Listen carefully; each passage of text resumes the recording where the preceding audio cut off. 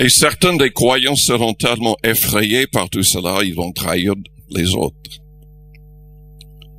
Et beaucoup de personnes vont être remplies de haine et d'amertume. Jésus a dit, parce que l'iniquité se sera accrue, l'amour du plus grand nombre se refroidira. Mais persévérera jusqu'à la fin, sera sauvé. Nous devons persévérer dans l'amour. Comment est-ce qu'on persévère dans l'amour? L'amour consiste à garder ses commandements, Jean a dit. Et qu'est-ce qu'il veut de nous? C'est qu'on annonce la bonne nouvelle. Car il a continué en disant, cette bonne nouvelle du royaume sera prêchée dans le monde entier pour servir de témoignage à toutes les nations, alors viendra la fin. Nous devons persévérer. Nous devons prier pour les chrétiens, pour que Dieu les protège, pour que Dieu nous protège. Dans Luc au chapitre 21, il a parlé de beaucoup de signes aussi, de beaucoup de catastrophes, comme les tsunamis. C'est mentionné au verset 25. Et au verset 34, il dit, prenez garde à vous-même, de craindre que vos cœurs ne s'appesantissent par les excès du manger et du boire et par les soucis de la vie, et que ce jour ne vienne sur vous à l'improviste.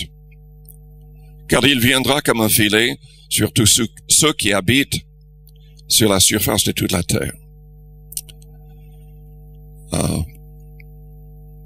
Qu'est-ce que nous pouvons dire à l'égard de ce verset? Nous devons éviter les excès du manger et du boire. Peut-être qu'il faisait allusion aussi à l'importance de jeûner. En tout cas, on peut commencer à vivre comme les gens du monde, pensant uniquement au plaisir de la vie, en nous laissant troubler peut-être par les soucis de la vie. Dieu désire que nous ayons une vision claire, que nous soyons déterminés d'accomplir son plan. Il a dit, veillez donc et priez en tout temps,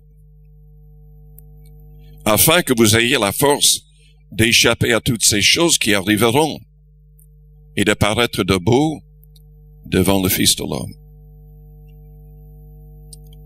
Dans Daniel 12, nous voyons que Dieu veut surtout que nous soyons des gens qui enseignent la justice. Ceux qui auront été intelligents brilleront comme la splendeur du ciel. Et ceux qui auront enseigné la justice à la multitude brilleront comme les étoiles, à toujours et à perpétuité. Nous sommes tous appelés à témoigner, à chercher les âmes. Suivez-moi et je vous ferai pêcheurs d'hommes. Recevez mon esprit.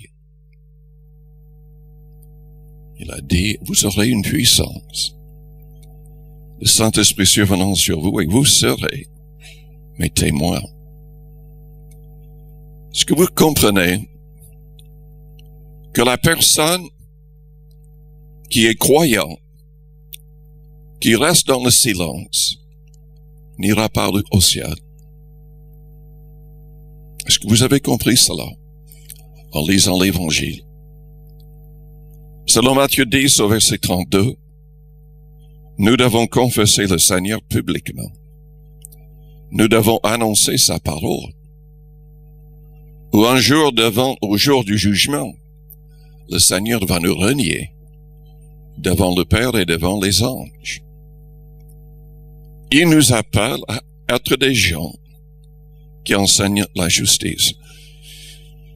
Tout d'abord, nous devons être des modèles de justice nous-mêmes. Des hommes, des femmes de foi, de pureté.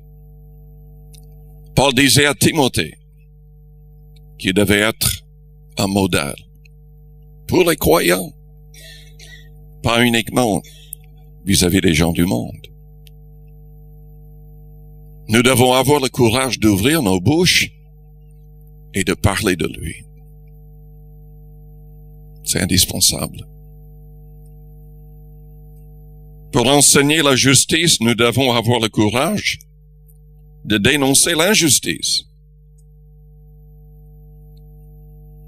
Dans Éphésiens 5, je ne vais pas le lire parce que je veux qu'on ait le temps de prier, mais nous sommes appelés à dénoncer les œuvres infructueuses des ténèbres.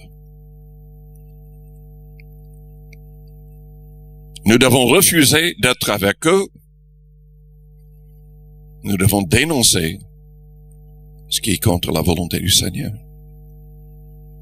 Nous ne pouvons pas rester là en écoutant des histoires malsaines. Nous devons prendre position avec amour, mais fermement, expliquant pourquoi nous ne pouvons pas participer à leur débordement. Nous serons calomniés, selon 1 Pierre 4. Mais à moins de se repentir, eux, ils seront jugés et condamnés. Pour enseigner la justice, nous avons besoin du Saint-Esprit, de la plénitude. Pour recevoir la plénitude, excusez-moi de vous le dire, mais ce n'est pas le parler en langue qui est la plénitude. Le parler en langue n'est que le début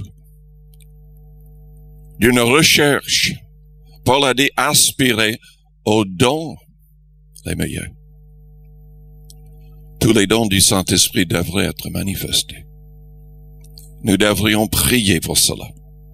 Nous devrions rechercher, parce que nous ne pouvons pas gagner qui que ce soit. Nous ne pouvons pas convaincre une nation. Dieu pourrait, avec sa puissance manifestée pleinement.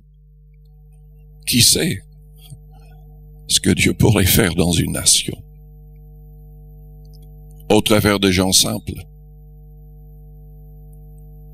au travers simplement de gens qui sont obéissants, qui ont le courage d'ouvrir leur bouche et d'être guidés par son esprit. Comment chercher Dieu? Avec tout son cœur, avec foi. Dans Jérémie, au chapitre 29,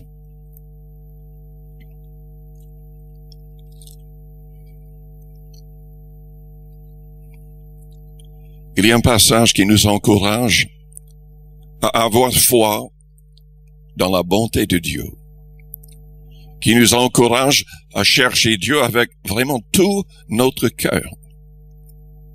Jérémie 29 au verset 11, « Car je connais les projets que j'ai formés sur vous, dit l'Éternel. Projets de paix et non de malheur, afin de vous donner un avenir et de l'espérance. Vous m'invoquerez et vous partirez, vous me prierez et je vous exaucerai. Vous me chercherez et vous me trouverez si vous me cherchez de tout votre cœur. »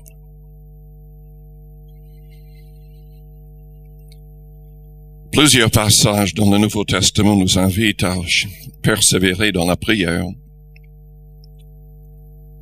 Dans Luc 11, que je ne vais pas lire, mais Jésus nous pousse à chercher, à persévérer, justement pour recevoir le Saint-Esprit. Dans Luc 18, il dit que si nous crions vers le Père de jour et nuit, si nous persévérons ainsi, Dieu va nous exaucer. Il dit que nous serons exaucés si nous croyons pleinement dans la puissance de son sang. Plusieurs passages soulignent cela.